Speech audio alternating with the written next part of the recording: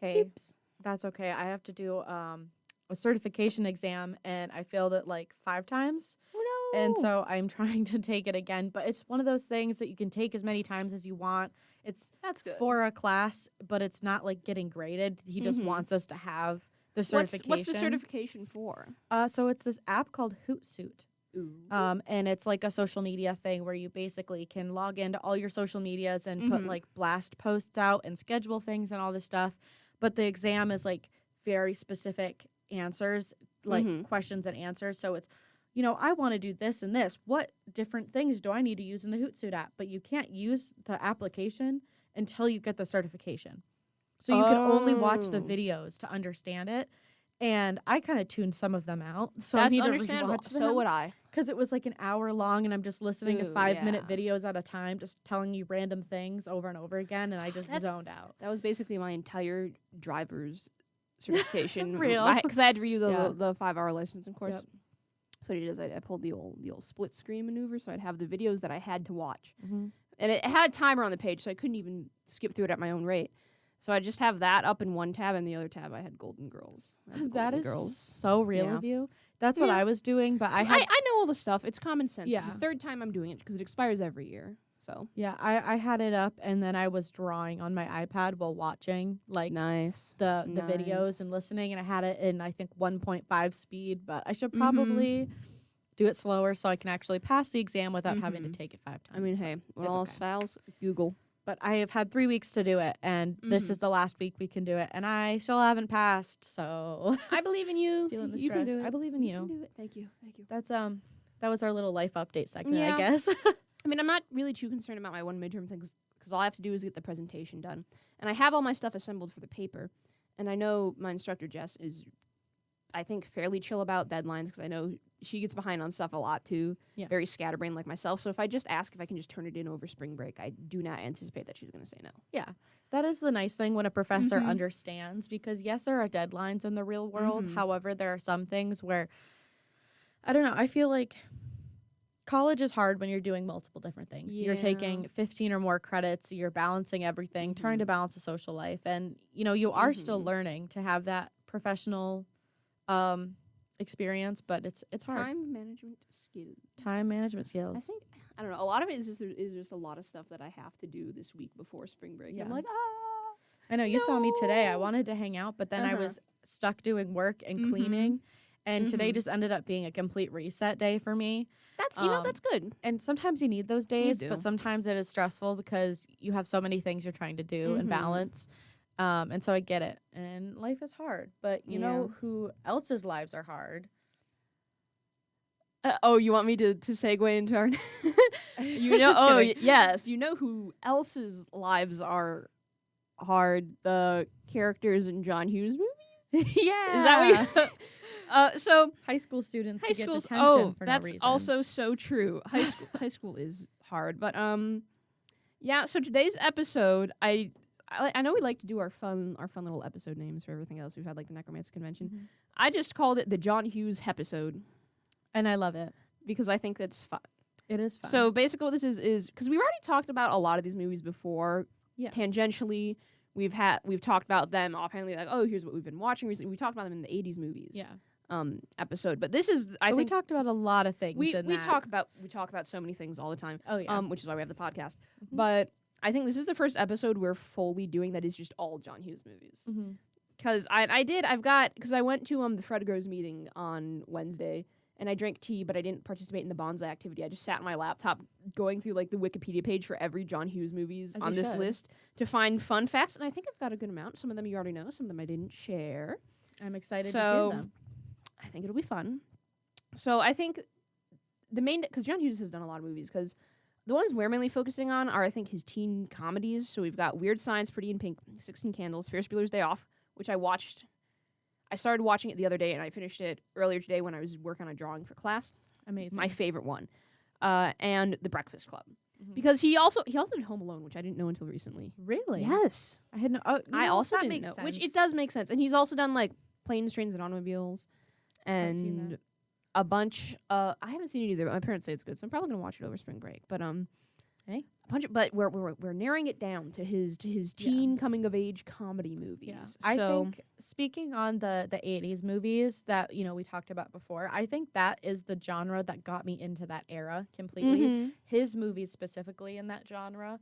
I think the first one I watched, a lot of people's first experiences like Ferris Bueller's Day Off or Breakfast Club, but mine was 16 Candles because my dad got it for me, I think my 15th or 16th birthday, because I was coming to that age. I remember you said you had like a whole event themed around it, which I think was really cool. And it was really fun, and I loved those. And then my next birthday, my dad got me a collection of them on a disc, and then they got me a few other 80s movies that aren't in the specific, John Hughes section we're talking about, but they got me like Karate Kid, they got me Maverick, Top Gun, and what was the other one? This is gonna sound crazy. I've seen neither of those. You've seen neither of those? Have you seen Better Off Dead? My mom, I haven't. Okay, I think that was the other one. That's one of the ones my mom has suggested. It is pretty good, and I know my mom loves Top Gun. Yeah, so I should probably watch Top Gun and a lot I of haven't these seen movies. the new one, but I've seen the original, which was pretty good. She liked it a lot. Yeah, my sisters really liked it. They really liked the way they adapted it. So nice. Yeah, I've heard good things about it. Yeah, that's definitely the era that got me into the 80s, and then like 90s era too.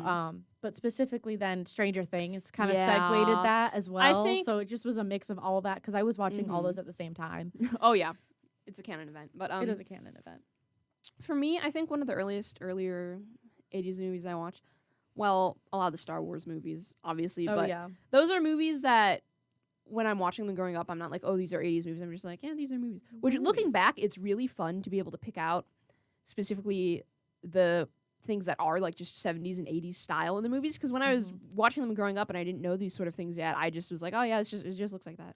Yeah, it's just Star Wars. It has a complete space look, and I'm like, oh no, that is a hairstyle fresh from 1978. Yeah. Well, especially too, like the styles, like 70s and 80s styles of their opinion of what the future or like, I guess in Star Wars it's like a long time ago, but it's like they're still kind of futuristic and stuff. It's a really so it's like futuristic. And it's their take on it too, which is cool because it's all these like flowing white robes for a desert community, and then Luke has the most like 1975 high school yearbook bowl cut I've ever seen. Like my dad had that exact haircut. It's crazy. Yeah, like Han Solo's whole fit, like his whole vibe, like specifically, and then like there was a hairstyle.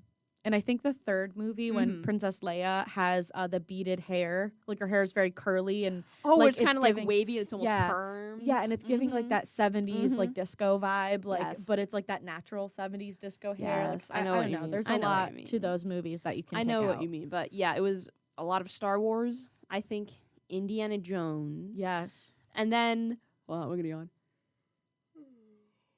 As far as I've gotten back into Indiana Jones in a major way recently, just because one of my favorite podcasts did an episode that kind of parodied that style of kind of like action adventure, and it's one of my favorite podcasts ever. So I just listened to the episode and I was like, dang, I really just want to watch Indiana Jones again. So I started to rewatch the third one with his dad. Oh, I like that one. That one was so fun. But I think the first 80s movie that I watched that was like set in the 80s that kind of got me into the genre was probably The Goonies, because that was one we always watched when we were way younger too. That's a one that's good for like a younger setting that isn't like, Breakfast Club or like 16 Candles.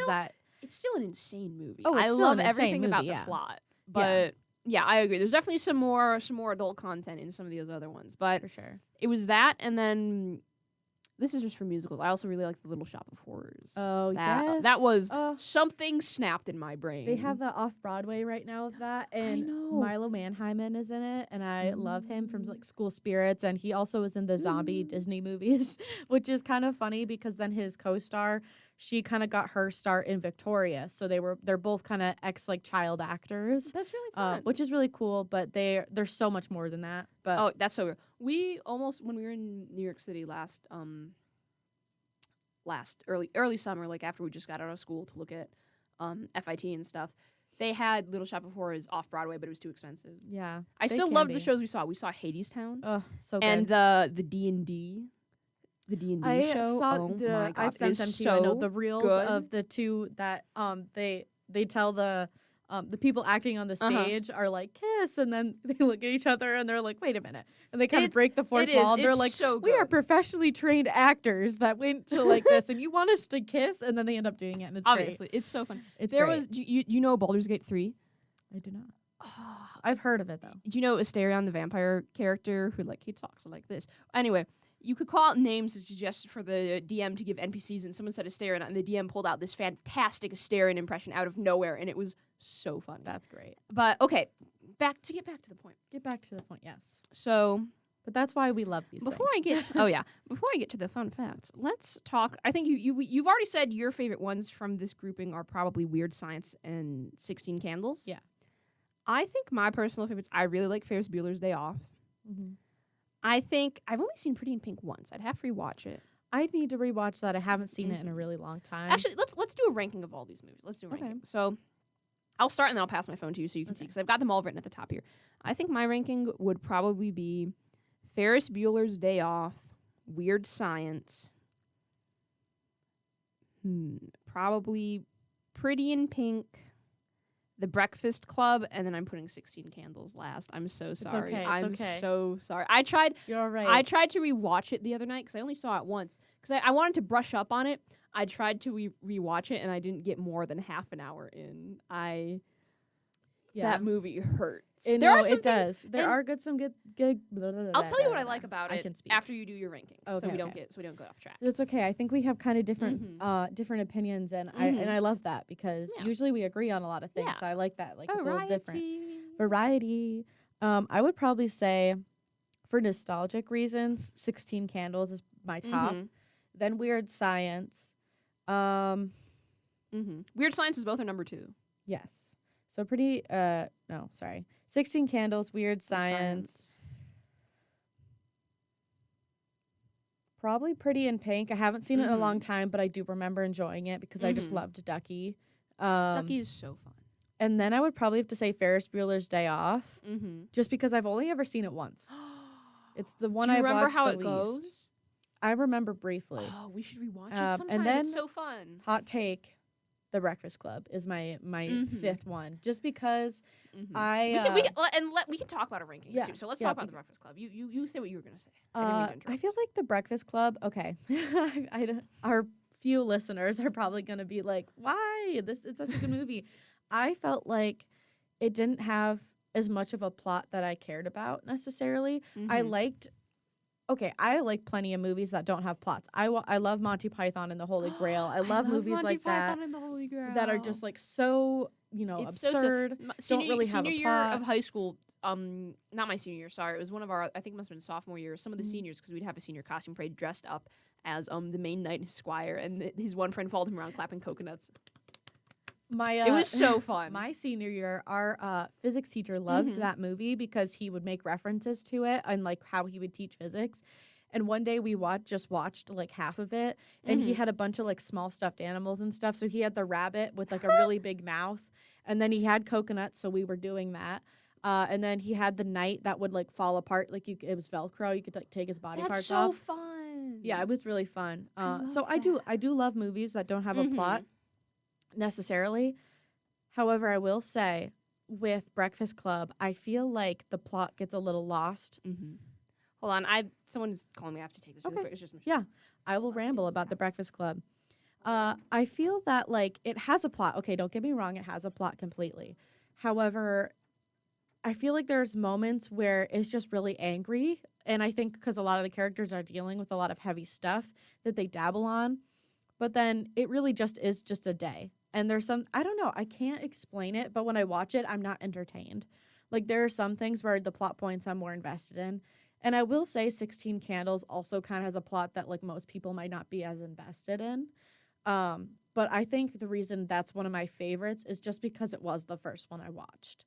And like Shelby said, some people can't get into it. Like Shelby couldn't get into it. And that's totally okay. I think everyone has different opinions. But there was something about the Breakfast Club that I just didn't love. And I think it's because it was actually one of the last ones I watched out of like that whole genre. I'm trying to think. Oh, another reason, I think it's just like the basic characterization of some of the characters of being like, oh, you have the bad boy, you have like the princess, you have, the nerdy kid, you have like the weirdo and the sports guy. Like, I feel like there's just some things about it that just felt a little, I don't know, like bland, if that makes sense. I don't want to offend anyone. I really don't. I'm trying to think of other things to talk about while Shelby's gone. Oh, another thought I had, not about the Breakfast Club or any of the ones we're talking about. Speaking of like Monty Python, that's a really good one of that kind of time, but also Spaceballs. That's a really good one that I watched, that I love. I feel like that we need to bring back that comedy, in my opinion. I think we need to bring back comedy, like those movies that are just like wacky movies that aren't like super serious, super emotional. Like, I love a good movie that makes me cry, don't get me wrong. I love a good plot point that I get super invested in, but at the same time, sometimes I just want to watch a funny movie that's a parody on a series where they're talking about their Schwartz, okay? Like, it's great. That genre is great. There's one that's similar that's by the same, what's his name? I think it was like Mel Gibson or something. And I think it's The History of the World. That is one that I would be interested in watching again. I haven't watched that in a while. And they made a show, which was cool. The Breakfast Club. Yes. You're saying you didn't like it as much because there wasn't as much as a plot. Yes. I was telling our beautiful listeners, really just talking to myself most likely, but I was telling people that it felt like the characters, I didn't like that they were they were, it's that basic tropes that wasn't really, their characters felt flat. I know what you mean. It was like the whole point was that they were from one specific like clique in high school, but that's kind of the only thing that they were. Yeah. And it also felt like there were some points that was like, I don't know, it just felt like I wasn't into the plot. But I don't know. I also feel like I said when you were out there, I feel like it, I don't know why I don't like it as much. I just don't. Yeah. I understand. I know what you mean. I think it has such a fun concept. And I can see what it was trying to. And actually, fun fact, I think my parents said they watched that in high school, like in their English classes. Interesting. Because what year did the movie come out? Was it 1985?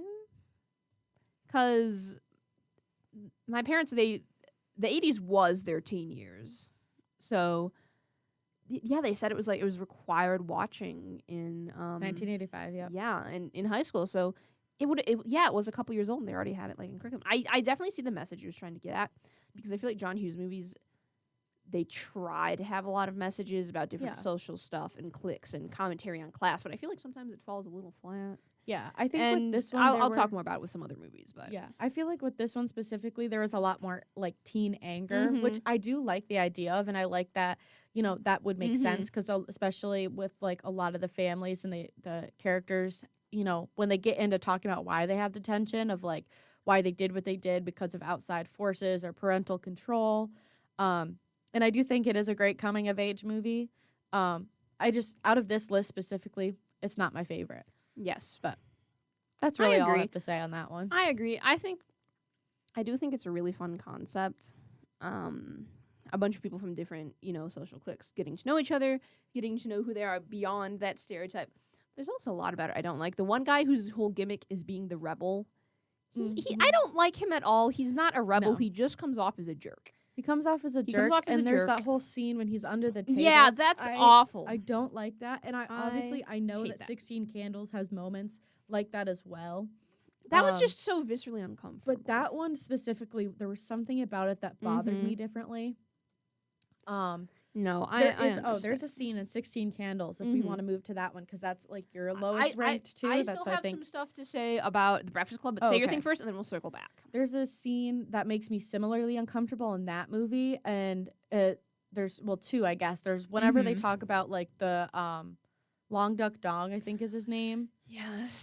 That makes it. I get secondhand embarrassment. The Chinese exchange student character that is every single racist 80s stereotype condensed into one. That really gives me like secondhand embarrassment, and just like I don't like that. Oh, that's bad. Specifically the part that gives me the equal vibes of the guy under the table in Breakfast Club is when the grandma grabs like Molly Ringwald's chest. Yeah, that makes me so uncomfortable every time I see it, and I have to like close my eyes. But I love the movie so much. I just like I close my eyes and I get through it. Mm-hmm. Yeah, that's fair. Yeah. Terrible. Ugh. But anyway, so here are my fun facts about The Breakfast Club, which is that I think Molly Ringwald was originally approached to play Allison, not Claire. Really? Yeah.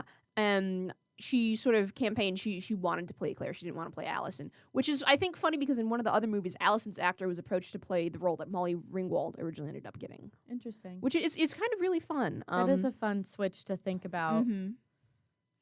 Oh. Another fact is, this one's not cool, which is that Nelson, John's actor, who is the rebel, apparently stayed in character and harassed Molly Ringwald off camera. And then here I just have parentheses, all caps, boo.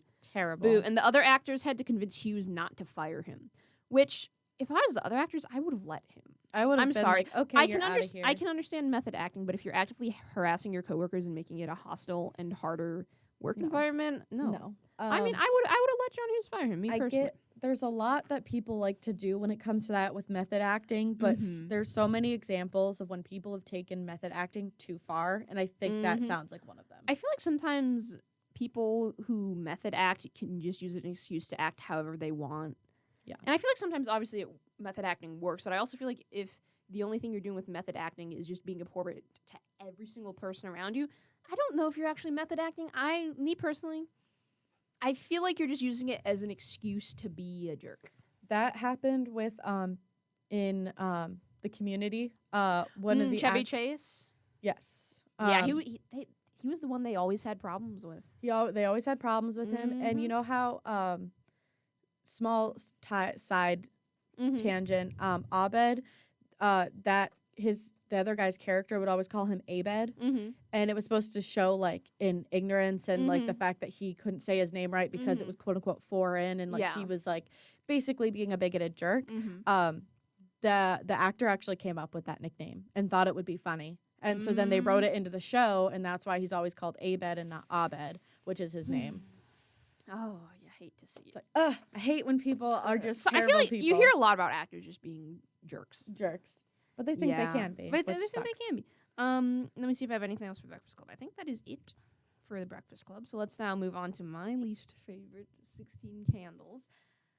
I know. So the thing is, I started to rewatch it, and I could see the appeal. I think a lot of what it tries to do with like the sound effects are kind of funny because there's a lot of scenes where something will appear and there's be like a sound effect, and it's like, okay, that's kind of funny. I rock with that. I don't know. I really liked the setup of like high school Americana in the beginning. I think that was really solid. Oh, yeah. Because you're establishing that this is like, this is sort of your average American high school,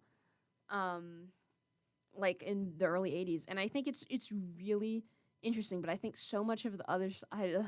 There's a lot of stuff that outweighs it. A part of it for me is I don't think I saw it when I was older. I don't think I was as young as you when I saw it. Yeah. So I don't have that sort of untainted nostalgia image in my brain. I just saw it when I was old enough to fully understand everything that was going on. I was like, oh, yeah, good heavens. No, why are they doing that? I completely understand. I said this when you stepped out, was that I completely understand why people wouldn't like it. And I think the only reason it's one of my favorites is because it was the first one I watched. And it had such an important point in my childhood that kind of defined like the story writer in me and kind of defined like, not that I write like that or would never write anything like a lot of the stuff that they write about in there, but it definitely it was like a memory with my family and other stuff. So like I totally like respect that it isn't your favorite, and a lot of people have problems with it because watching it back, the older I got, the more I was like, oh yeah, there's things definitely wrong with this. I will say though, as a young kid in like 9th grade in high school, maybe even 8th grade was the first time I watched it. I was decently young when I watched it for the first time, and didn't see the TV safe version. I will say that had to put alarms in my head that I was not fully straight, because that scene in the locker room, that changed me as a child. That changed me as a young adolescent. I was not expecting that when I first saw the movie. Me either. Really funny. I was watching it with my best friend at the time, and I remember being like, she can't look at me. My face is red. I'm so embarrassed. Like, oh, my God. Don't look at me. Well, no, because I think because 16 Candles is also one of my mom's favorites. Yeah. So the first time we were watching, I think it must have been a while since she saw it either, because there's so many things that kept happening in the movie, and she was like, "Oh, I do not remember." Yeah. that." Well, even like watching it then it wouldn't stick out to you at Yeah. all. You know, when you're watching it Mhm. when it came out, you'd probably be like, Yeah. that happens all the There's- time, or there's people talk definitely- like that all yeah. the time. There's Like, definitely been some things that have changed, I think. mhm. I still think there are parts of the movie that I like. My personal favorite part of the movie, I did not know this. There's an Oingo Boingo song in the soundtrack. Really? Yes, there's an Oingo Boingo song in the soundtrack. Slay. And I had to like fast forward through the movie to find it because I just want to see where it was. It's in the dance scene. Oh, when that would make sense. when Anthony Michael Hall's character comes up and starts like dancing in front my of her, favorite little and guy. she goes like ah, and he's Yeah. having a fun time. My favorite little guy ever. I love him Mm-hmm. so much. He has my heart. Mhm. He's a great kid. And I really wish I would have. I will get into that later. I wish I would have seen him in more movies in that genre or like that style. But I get why he didn't do it. It's fine. I'm fine. Everything's fine. Yeah. Hold on, I'm just texting Michelle. That's so real. I love him. Specifically in Weird Science, I think is my favorite genre of it. Him, I do like him in 16 Mhm. Candles though, because I love Farmer Ted. But him That's real. in Weird Science was amazing, iconic. Both you and I, that was our number Mhm. 2. I also like Weird Science Oh, so quite good. a bit. I think what tarnishes some of the other movies for me is there in a lot of them there is a reliance on the harassment of the female characters for comedy and humor, which I understand is just a facet of a lot of older movies and even some more recent movies too. Oh, for It's sure. just it's off-putting, especially now that I'm old enough to kind of fully understand and see these things. But for that exact reason is why I like Ferris Bueller's Day Off and Weird Science is because there isn't that sort of reliance Yeah. on overly crude like harassment humor. Yeah. Well, because Lisa, too, like a big part of her character Mhm. is that she reverses that and spins it on its head a little bit, where like the brother at one point like says something to her and she like immediately turns him into that like The gross, slug. slimy slug Uh-huh. guy because she's like, don't talk to me that way Mhm. and you're a disgusting pig. And I love that because it turned it Yeah. on its head a little and made her more of a strong, independent woman. She like, yes, she was letting the like, there are some scenes where she seems to the boys like she's like, oh, like I'm yours, you can do Mhm. whatever. But like she's like wasn't letting them do anything that was Yeah. like bad. Like she was She's- literally trying to push them to be more Mhm. confident. It's an interesting balance because she is this fully autonomous, confident, free-willed being, but she was also made by these two high school boys for Yeah. the specific reason of them being like, should we make like this super hot lady that can be Yeah. our girlfriend? So I think it's an interesting balance, and they managed to execute it in a way that doesn't feel too like icky. She only exists, and I think part of it, she is independent. She's very strong-willed. She's not just sort of doing whatever they want, because part of the thing Yeah. is they can't even do anything they want because they're like, oh, this is a woman, Yeah. this is a real woman, and Ah. she's like, guys, I'm just a get it gal. together, get it together. Well, what I like what they do too is she very much ends up, they care about her for her personality and for her, and they don't want to hurt her feelings. Like when they do gain confidence and they get the girls, quote unquote, they're like, well, what are we gonna do about Lisa? We don't want to hurt her feelings. We care about her. And yeah, but that she's is not sexualized, which Yeah. I really like and appreciate. which is funny considering the whole thing was she's made to be their dream woman, but it's such it works. And again, I think part of it is the fact that they genuinely care about Lisa and they genuinely come to like be her friend. Yeah. Because I think it would have been so much more shallow if it was just her doing whatever they wanted and then being like, yeah, you're going to have to do whatever you want because we made you. Yeah. I think it works out really nicely because I feel like it could have gone so bad. Oh yeah. But I feel like all things considered, that it's... I do quite like Weird Science. Yeah. I like Weird Science. And that's yeah. the second John Hughes movie that has an Oingo Boingo song in the film track. In the Yes. soundtrack. It's like the theme song too. Yes, it is. And I will say that movie has one of my absolute favorite scenes out of any of these movies, which is We've talked about this. the scene in the bar. It's so great when they're definitely underage drinking. They are. That's, not great. Oh yeah, they're But- high schoolers for sure. But just the way the scene is set up is great with like there's that group of like the older locals of the bar, the regulars who are talking to them, and then Anthony Michael Hall is just sitting over here, like, he has that funny accent because he's trying to fit in, and he's, like, totally out of it. And then it's a great scene when they're driving home in the car. That little part of the movie is my favorite ever, and I don't know why. It just something in my brain in just the right way that it just makes me happy. It is. It's so sorry. I got distracted because I was just looking up because I know there's another movie. There were a lot of 80s movies that had Oingo Boingo songs on the soundtrack, and I know Bachelor Party has the song "Something Isn't Right," which was never released on any of the albums. So I was just looking up to see if that was also John Hughes' movie. It was not. Damn. But I just had to check. because I went on a little sidetrack. Yeah, I do think Weird Science is definitely one of the top contenders for me. I love it so much. Yeah. But rewatching 16 Candles, I missed this the first time I saw the movie. I didn't realize, the little the test she's filling out in the beginning. I didn't realize that another friend gave that to her. I thought that was something she was filling out in class and for for an assignment. And for the longest time I was like, that is so weird, and I do not think that is legal for them to be asking these. They should not be asking those questions. No. Yeah, no, that was a special birthday test thing or you're 16, you're an adult now. I feel let's see how experienced you are. It's girl, you're a child. 1 p.m, you are in high school. Yeah. What are you doing, girl? I know. Whenever my sisters tell me about stuff or they're trying to act they're at that age where with my parents they're butting heads all the time. They're like, I'm an adult, I can do this, and I'm looking at them. You're 15, girl. Ooh, it's okay. You have so much time. Yeah, you don't realize that. And no. I think these movies capture that pretty well. Where it's I'm an adult, I can do anything, I'm invincible. But it's it's like you're supposed to be a freshman or sophomore in high school, turned 16, and the senior that looks 5 years older than he should be. The senior that looks like he has a 401k and pays tax. He stalks you in the yearbook and shows up to the church your sister just got married in for some reason, and he's waiting for you because he's in love with you. But at the same time, I think it's a good movie. That's fair. I really do like this kind of the summery vibe it has, because I like that a lot of 80s movies. I really like a lot of summer spring movies, especially if it's on film, because it just looks so nice. I think, what, that actually just reminded me, I think that's something else that's sort of a generational difference is older generations versus our generation on the matter of seniors dating freshmen, especially in high school. Because I know sometimes older generations, they're like, that's that happened all the time in my time, there's nothing wrong with it.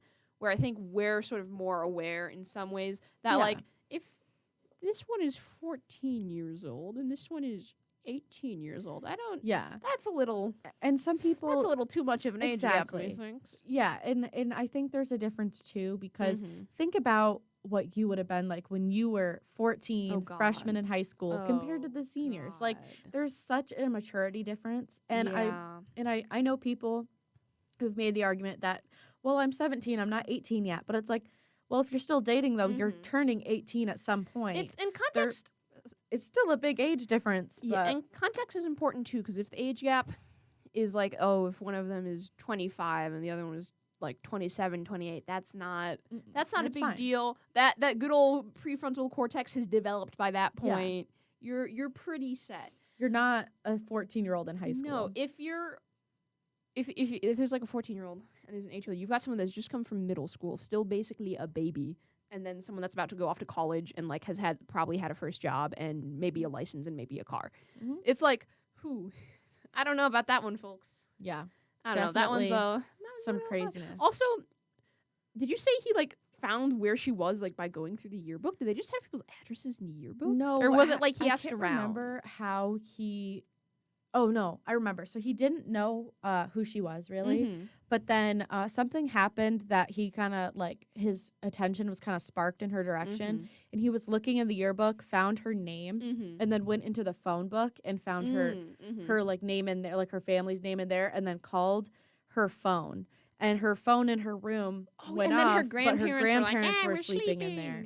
And he thought he got the wrong number. But then he ends up, I don't know how, but I think Farmer Ted tells him, because they're cross. Farmer Ted.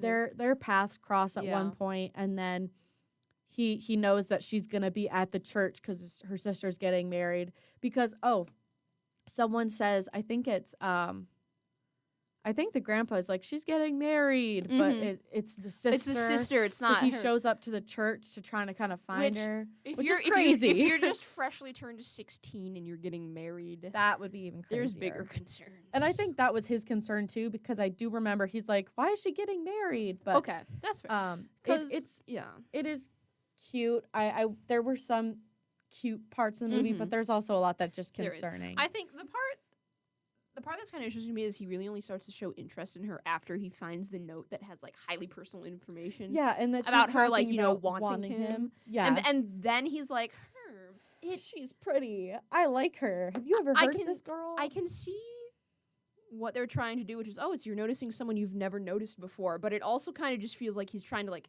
take advantage of the situation, trying to like play his cards the way he wants. Like he was unhappy in his relationship, and then he's like, "Oh, this other girl might want me. Like I want her now." Like, girl, it is just a little odd, and I keep looking at the screen because you can see where I made the audio peak. There's just like a little line. That's great.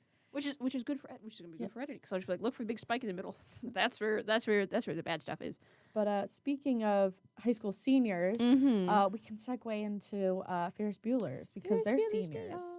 It's their last day, right? Or it's supposed to be one of their last days. I do remember what I like in that movie, and I think a lot of people have tried to recreate is that like evil principal vibe that happens in the movie, and so many people try to recreate that. I've watched so many where it's like, you know, the kid that gets away with everything and the principal's trying to prove him wrong. And when you think about it, that is such a crazy thing to have happen. Having beef with a high schooler. Yeah, because like there's like, think about your high school principal. They could have cared less. Like obviously if you're doing something vandalism in the school, we actively bullied ruthlessly our high school principal. Yes, so many people did. It was just anyone in a position of authority. Which, the thing about Rooney and Ferris Bueller's Day Off that's so crazy too is this guy was so dedicated to taking down Ferris Bueller, he was actively breaking and entering. He was. Like, okay, what was his plan even? Okay, you get in the house, you prove that Ferris isn't there, you prove that he was skipping. The first thing his parents are going to do is, how do you know he wasn't there? Oh, I was in your house. What the heck? You were in my house. It's breaking and entering. You just broke into my house. Was the back door locked? Like, girl, you're not supposed to get in. Yeah, it's crazy. I mean, obviously it's a comedy movie. It's not meant to be taken seriously. But if you just stop to think about the logistics of a high school principal, one, finding where you live, which wouldn't be that hard. They have it in the school databases. But going there with the intention of seeing if you're actually in your house, that is crazy behavior. Absolutely crazy. Which, before we get too into it, I forgot one of the fun facts about The Breakfast Club. A lot of these movies had theorized sequels that never happened. So Hughes, originally for The Breakfast Club, hypothesized or planned for a sequel where all the original characters were older in like their 30s as university students, and they got detention in university, which I don't think that happens. But they for do the have sake, one that's a sequel for that movie. There is? Yeah. With all the characters and. Oh shoot, what is it called? A lot of the original cast and then some other. Because it said he originally planned for a sequel where they were all older as university students serving detention, but all their character archetypes had swapped. St. Elmo's Fire. Yeah. I think that's just another movie. That's just another 80s movie. I don't think that's a sequel. I thought it was related because there's a lot of like. It might be one of the Brat Pack movies, which is just the movies that have the bundle of a lot of the actors in the 80s, like Molly Ringwald. Is one of them. It says a group of recent college graduates embark on a series of mischievous, misadventurers in the real world. There's Kirby, a waiter who wants to be a lawyer. Kevin, a moody writer who yearns for the wild jewels. Alk, whose political aspirations alienate his girlfriend. Leslie and Wendy, a quiet girl in love with Billy, who juggles roles as a husband, dad, and drunk. Together, they grapple with adulthood. Ooh, we should watch that. Have you seen that? No, 1985. I have heard that is. I think that is one of the really good ones. But that was also 1985, wasn't it? Yeah. But I think the interesting part of that, the hypothesized sequels, that all their character archetypes swapped. Oh. Because I think it meant, like, they would have switched roles. Like maybe Allison and Claire would have switched archetypes, and Claire would have been the weird girl, and Allison would have been the normal one who's, like, well-adjusted now, or quote-unquote. Yeah, well, because at the end of the movie, they do kind of start shifting into different roles. And worst movie makeover of all time, Literally. what they did to my girl Allison. She slayed. She slayed in the beginning. Her original look was so good, and then afterwards, there's I need to watch with you. We need to watch the Victoria special they did, where they do a Breakfast Club style. Really? So good. It was so funny because Kat is that, like, at one point, the thing is their characters all mishmash, and they have different, like, renditions from the original to kind of show, like, the different tropes. So you can't just say, oh, Kat was this one, or like Tori was this one. But there is a scene when Kat is drawing, just like Allison was, and then you know how, like, Allison shakes her hair and gets her dandruff on the picture. Kat does that, but it's glitter falls from her hair onto the paper. Oh, that's fun. That was funny. That's just a random thought I had. That's fun, because I think there's also, someone told me that there was a Disney Channel movie called 16 Wishes based off of 16 Candles, and I looked at the plot of the movie, and it has Debbie Ryan in it. Debbie Ryan's the main character. And I looked at the plot of the movie, and I was like, it just seems nothing like 16 Candles. It's not really at all, because she's wishing. It's about a birthday, and she's turning 16. That's the closest thing you have to it, really. Also, my mom said Ali Sheedy's the only actress in both movies, and that St. Elmo's Fire is not a sequel. Okay. Which I thought. My aunt lied to me. Your aunt. She was like, you should watch it. It's like the sequel. Those and I aunts was like, are always lying to you, man. Yeah, they are.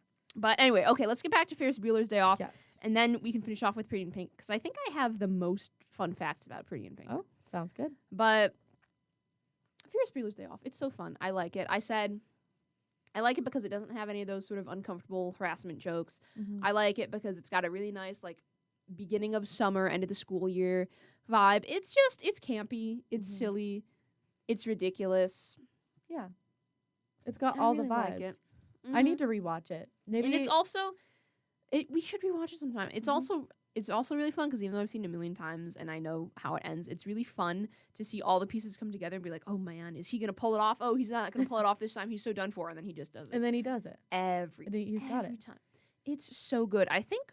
I also, what I do like that movie does is that to him, and I know it's because I've dealt with this in my real life, but to him, his girlfriend and then his best friend are equally as important to him. I love that. That's something I never really thought about in the movie, but yes, it is. It's really nice. Like, Cameron and Sloane, they're friends. They're not, like, competing for Ferris's attention. They're a tightly knit group, and Cameron, he's not, like, third wheeling. Yeah, exactly. They're spending time together, but they're also spending time with him too. Yeah. He's not, like, tagging along on their day-long date. Yeah. It's really nice, and I enjoy it. I enjoy it so much. And the whole time he wants to have this day, like, with Sloane. However, he also is trying to get Cam out of the house. And he's trying to carry. He's like, Cam, this is our senior year. You gotta go. You, like, don't be scared of the world. And he does. He gets him out of his shell. And I think Sloane cares just as much about him getting out of his shell as Ferris does. And I think they did a great job with that. I do. I need to rewatch this now. I know you just watched it. So sweet. Hey, I'd watch it again. I love that movie. But there was also a theorized sequel for Ferris Bueller's Day Off that I'm going to tell you about, which is the concept was, which this isn't by John Hughes. This is by Cameron's actor. Oh. Alan Ruck, who said he thought it'd be funny. Oh wait, no, I switched them out. There was a theorized sequel where it was Ferris Bueller in college or at his first job, and he's pulling the same sort of stunts. But Alan Ruck specifically said he thought it'd be funny if they made a sequel when they're in their 70s. Cameron's in a nursing home. He doesn't really need to be, but he's convinced. He's like, it's the end of my life. I'm going to the nursing home, and the whole movie is it's Ferris breaking him out of a retirement home. And they do a bunch of crazy stuff like original movie style. And then he said, and Cameron dies at the end. Oh my gosh. Which is that would be crazy. That would be an insane sequel. Okay, but I would watch that sequel and I'd probably cry, but it would probably be so good. Someone needs to remake that now. Yeah. I think... Hey, and the actors could be the original actors. Yes, because they're older now. Yeah. And, like, maybe they're not 70. Oh, how the years go by. It'd be close enough. They probably that's true. Probably get the word because if they were like they were supposed to be high school seniors, so they were at least 18. Most of the actors are older. Most of the actors were probably in like their 20s. So yeah, honestly, that'd probably work. Sorry, I got distracted because I was thinking about Grease and how that's like one of the top 10 80s movies ever. Where it's like here's a bunch of high schoolers and it's the most like 30. I hate that most movie ending. People. I hate it so much. Like, doesn't the car just fly? I've never seen that movie. Grease? By the way, no, I've never seen it. She changes her whole Oh yeah, personality to stand out for the guy. Oh, for the guy. You hate to see it. I hate to see it hate coming. see it. I want a strong, independent woman who can be on her own. Mhm. You don't need a guy to like change for a guy. Just terrible. So I'm gonna finish Spieler's day off with just one of the general fun facts, which I Okay. forget where I saw this. I wish I could have found it, but I think John Hughes said that he imagined all his movies to take place in the same town/suburb in Chicago. So all the characters could hypothetically know each other. Like the characters from different movies would like have math class together. That'd But be great.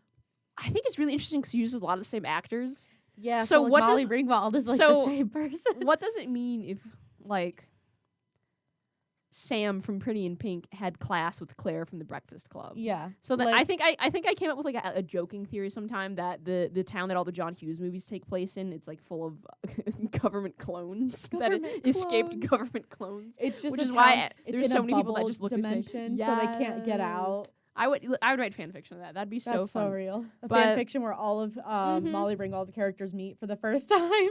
Yup. So okay, let's go to our last movie, Pretty in Pink. Pretty in Pink. Pretty in Pink. I saw that one for the first time this past. Yeah, it was this past year. I'd never seen it before. I think been a I while do for think me. it is one of the stronger John Hughes ones. It does. Yeah. I think it does try to have a really like strong message about class and stuff. But the part that I kind of giggled at is she was so ashamed of showing like the super rich guy her house, and I was like, that's like the average American house. Yeah. There's nothing particularly bad. It's not like a mansion, but there's nothing particularly bad Yeah. about it. Like, even if she was living in a trailer, I don't think she should be ashamed of where she lives. Yeah. But it wasn't. It was a normal house. Yeah. Like, okay, yeah, maybe she's living with just her dad, but Yeah. that's I no think one it's- has a nuclear family anymore, girl. Yeah. Yeah, I think that was part of it. But I think that movie was so fun. I think Ducky is such a fun character. I think Ducky Our is one of my bisexual mom's favorite king. characters. See, I was watching that movie and I was like, they're pushing this he's in love with his friend thing so hard. That is a gay man if I have Yeah, ever That seen is a one. queer man who he's a boy kisser, and maybe I'm like- he's here for the girlies, but I'm like, he might be a little Fashion in denial. icon. That is not a straight man. I think, her friend, or the boss at the record store looks so fun. oh yeah. Oh, okay. She Do just you had a want to great do you want vibe. to talk about Pretty in Pink for a while because Leanne just tried to call me again. Well, not again. Hold on. I will be back. Just talk. I So shall sorry to talk. do this. No, it's okay. I haven't watched Pretty in Pink in so long. However, I do remember the large plot points, and I do think they did a decent job with some of it because they did try to have that trope of, rich boy and like quote unquote poor girl, but she wasn't even that. Like, they weren't as hard of times as there's so many other families could have been. But I really like what they do in that movie, and I do love Ducky. The record store is such a vibe. I feel like that movie specifically is where I took a lot of inspiration for some of like my writing too as well, not just the vibes that I had gotten from 16 Candles. But that record store of, her working and going and also being in school, that small town vibe, everyone knows everyone. I feel like all of the John Hughes movies have that vibe. And that's very much where I'm taking a lot of inspiration for my novel that I'm writing right now.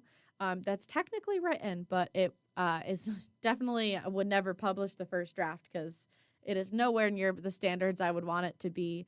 But I think as much as I loved Ducky because he's my favorite character in that movie, I definitely don't think him and Molly Ringwald's character should have ended up together. Oh my gosh, her dress. Oh, I totally forgot about her dress for a second.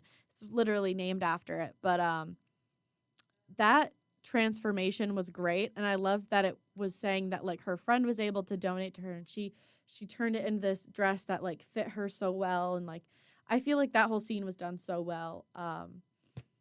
And it was iconic. And I think a lot of the John Hughes movies are very iconic, and a lot of people have taken inspiration from that, like I was saying about my novel, to then continue on. And so many people have tried to remake it, and it just isn't it doesn't fit. It doesn't hit the same way. It is not the original. I definitely think there's something special about the John Hughes movies that a lot of people haven't been able to recreate, and I wish we could go back to that era.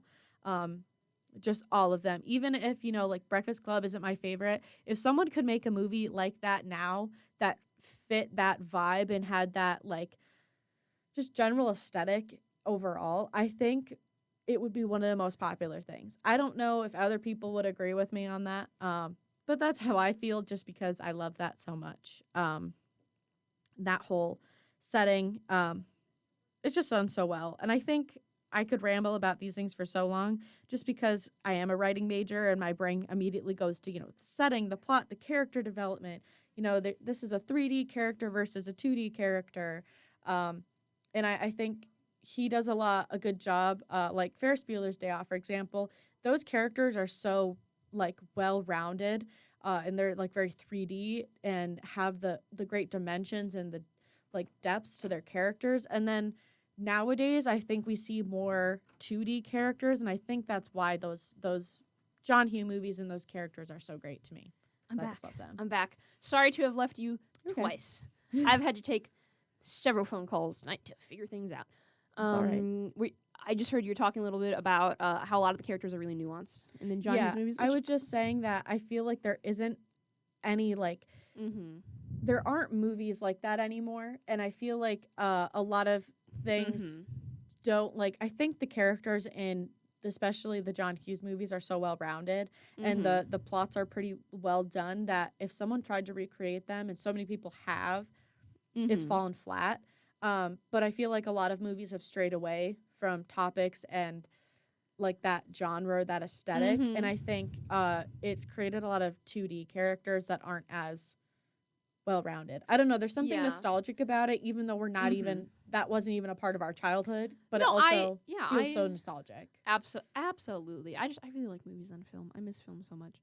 Yeah. But I definitely think part of that is we're seeing this is unfortunately going to get exponentially worse. We're seeing a lot of movies that are being made that have a lot of potential, but because the emphasis is on getting more profit, more money. So people are more rushed. Deadlines are sooner. They don't have as much time to develop things. The costumers don't have as much time. The writers don't have as much time. So you get a half-finished movie because everything's being condensed down to make the most amount of profit possible in the smallest amount of time because, woo, capitalism.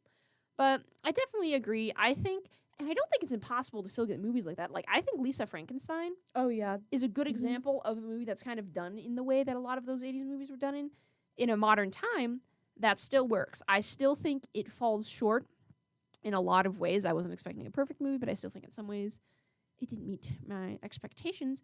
But even looking at these older movies, they're not perfect either. Oh no. They're not perfect either. Like, I don't know. It's fantastic.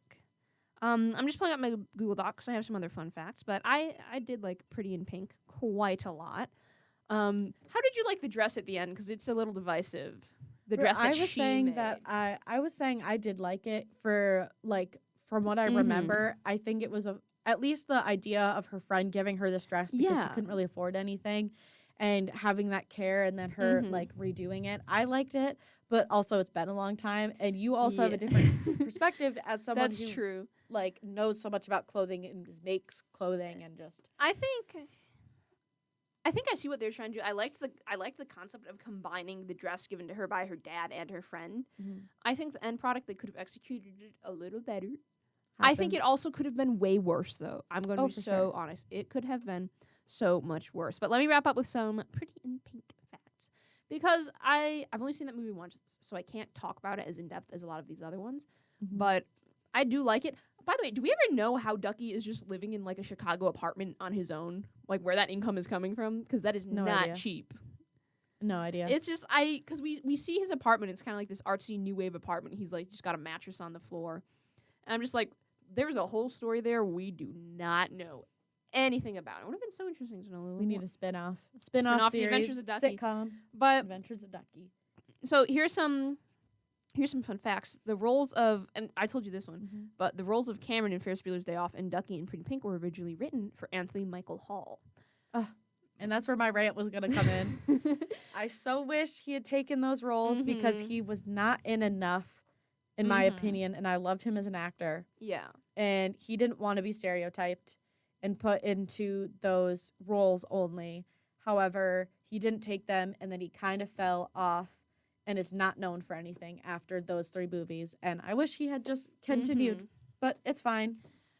I know what you It's mean. not my I place. think he would have done really good in those roles, but I also can see what he was trying to avoid, which he said the reason he rejected them is he didn't want to be typecast. Yeah. Because I think sometimes it's fun if you have your thing that people you're cast for and you're known, but I can also understand, especially if you're a younger actor just starting out on the scene, I can also understand wanting to have, not wanting your options to be limited. Because that really would have solidified him as sort of like the nerdy offbeat friend character, because he was, so many of his roles have just been like the geek or the brain, now that I think of it.